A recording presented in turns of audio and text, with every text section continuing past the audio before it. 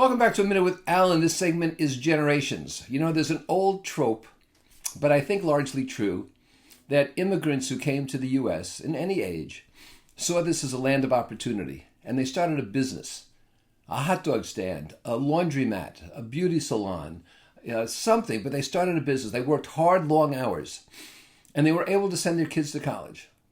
And when their kids came out of college, they inherited the business and they expanded it. They used modern management techniques they had learned. They used marketing and leverage and scalability, and they had now a thriving business, took care of their parents if they required it.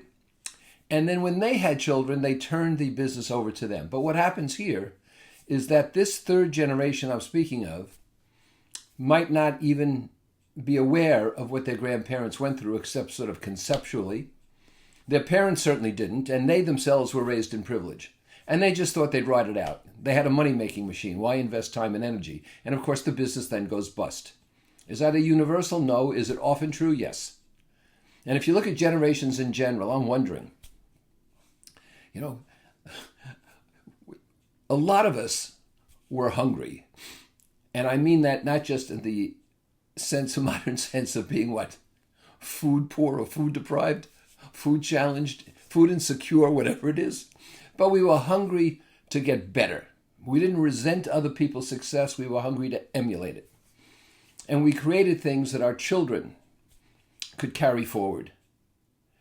And whether our children created things that their children could carry forward, and they had the impetus to do so, I don't know. Because hunger is something you never forget. Not having things is something you never forget. And if you're healthy, and you have a good mind and you don't try to blame everyone else, what you try to do is overcome it on your own. Take the accountability and not say, they don't deserve that and I do, but rather, how did they get that? Because I'd like to know. I'll tell you something that might irritate the few of you not yet irritated. 94% of Americans, according to Rolls-Royce, have never seen a Rolls-Royce on the road. They've only seen them in advertisements and movies and so on. I'm doing my best to change that. A lot of people come up to me and ask me about the car. And they always preface their question with, may I ask you a question? You may think that they're going to say, how much does that car cost? That's never what they ask me.